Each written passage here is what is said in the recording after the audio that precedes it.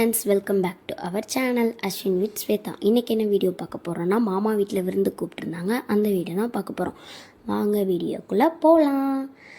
அவசரமாக கிளம்புனா இன்ட்ரோ எடுக்க முடியல. ரொம்ப லேட் ஆகிடுச்சின்னு அவசரமாக போயிட்டுருந்தோம். கசின்ஸோடு வெளியே போகலான்னு சடனாக பிளான் பண்ணோம். எங்கே போகிறோன்னு பார்த்தீங்கன்னா ட்ரெண்ட்ஸ் தான் போகிறோம்.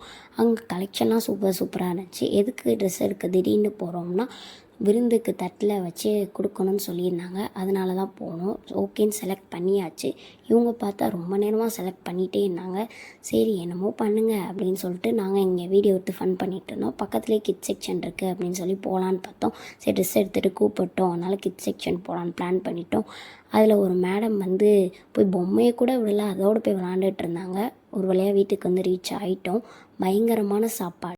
என்னென்ன சாப்பாடுன்னு பார்த்திங்கன்னா, மட்டன் பிரியாணி, சிக்கன், முட்டை, மட்டன் எல்லாமே பயங்கரமாக சாப்பிட்டாச்சு. நம்ம தான் பந்தியை பற்றாவே பந்திக்கு முந்திடுவோமே, பயங்கரமாக விட்டுன்னு வெட்டியாச்சு.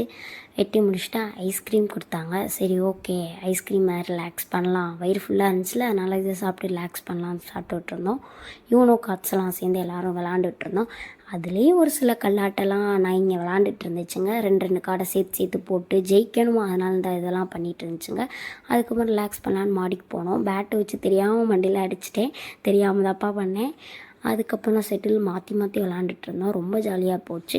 இந்த விலாக் உங்களுக்கு பிடிச்சிருந்தா அஸ்வின் ஸ்வேதா சேனலை சப்ஸ்கிரைப் பண்ணிக்கோங்க. தேங்க்யூ.